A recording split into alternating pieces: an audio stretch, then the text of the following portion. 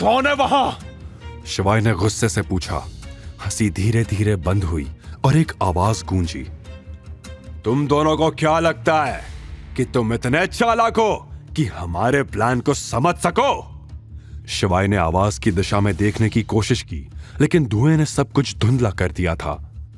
तुम हो कौन और लिटिल चैंप कहां है? तभी धुएं के बीच से एक छोटी सी आकृति उभरने लगी। ये एक लड़की थी। उसने शिवाय को एक थप्पड़ मारते हुए कहा, मेजर, तुम्हारा समय समाप्त हुआ। आखिर कौन थी यह लड़की और इसका मकसद क्या था? क्या यह नंदिनी की कोई साजिश थी या फिर शिवाय को नई मुसीबतों ने घेर लिया था? शहर के बीचों बीच मौजूद एक जाने माने होटल का कमरा नंबर 502 इस वक्त गहरी साजिश का मूक गवाह बन रहा था, जहां शिवाय और सरताज साजिश के जाल में बुरी तरह उलझकर बेहोश हो चुके थे। प्लान की कामयाबी ने दोनों गद्दारों के चेहरे पर जीत की मुस्कान बिखेर दी थी। हबीबी, इसका तो खेल ही खत्म हो गई। हमने तो सुना था ये बहुत बहादुर होती, लेकिन ये तो चूहिया निकली। नजर बट्टू, जो शायद इसका कोड नेम था, उसने हंसते हुए कहा, अबे ओ बॉलीवुड की दुकान, चुप हो जा और इन दोनों को यहाँ से निकालने की तैयारी कर। एक लड़की जिसका नाम जूलियट था, उसने उसे चुप कराते हुए कहा, okay Babu, oh my mistake, okay boss. हम अभी जाकर इन ससुरों का पार्सल रेल में बुक कर देता हूँ, बुझे कि नहीं? नजर बट्टू ने बिहारी अंदाज में हंसते हुए कहा। जूलियट ने गुस्सा करते हुए कहा, हर वक्त मजाक सही नहीं है।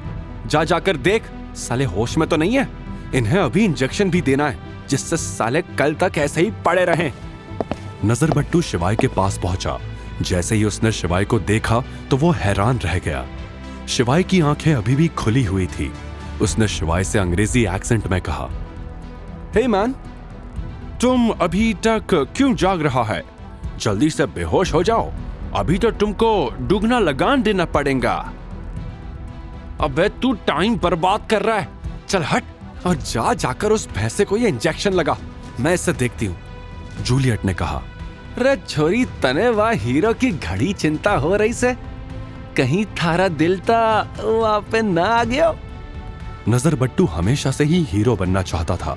उसने एनएसडी भी ज्वाइन की थी, लेकिन किसी वजह से वो अपने सपने को पूरा नहीं कर पाया। लेकिन एक एक्टिंग का कीड़ा आज भी उसके भीतर था, जिस वजह से वो हर बात को बड़े ही फिल्मी अंदाज में बोलता था। जूलियट उसकी बातें सुनकर खिसिया चुकी थी। उसने भी नजर बट्टू को उसी के अंदाज में डांटते हुए कहा, अरे तू जान, अरे बाबा, काय को खाली बिली मगजमारी कर रहा है? तुझे आजचा गावात अगर तू यहाँ से नहीं गया ना तो आता माझी सटकली। नजर बट्टू ने हंसते हुए कहा, अनारकली, तुम जो कहोगी वो सब कुछ तुम्हारा ये शहजादा करेगा। ये कहते हुए नजर बट्टू ने सरताज की कमर में इंजेक्शन घुसा दिया। सरताज को इंजेक्शन लगाते हुए नजर बट्टू ने एक डायलॉग फिर से चिपकाया, सरताज, जिस्म पत्थर और इरादे फौलाद। जूलियट शिवाय को इंजेक्शन दे रही थी। अब तक नजर बट्टू भी उसके पास पहुंच गया। शिवाय जो पूरी तरह बेहोश नहीं हुआ था, उसने नजर बट्टू को पहचान लिया। तुम तो वो भिखारी हो ना? और ये कहते हुए शिवाय फिर से चित हो गया। जी मालिक, आपने हमको पहचानने में इतनी देर काहे कर दी? मालिक, हमको तो लगा था कि आप अपने बिरजू को देखते ही पहचान लेंगे, लेकिन नहीं मालिक, आपने इस गरीब बिरजू को नहीं पहचाना। अरे ये दुनिया ही मतलबी है रे सुलोचना। अबे ओ सुलोचना किसको बोल रहा है? और इससे पहले कि कोई आए, चल निकल यहाँ से। जूलियट उन दोनों को होटल से बाहर निकालने की पूरी तैयारी करने लगी। कमांडर को मैसेज भेज दो, चांद सितारे कल रात आसमान में दिखेंगे।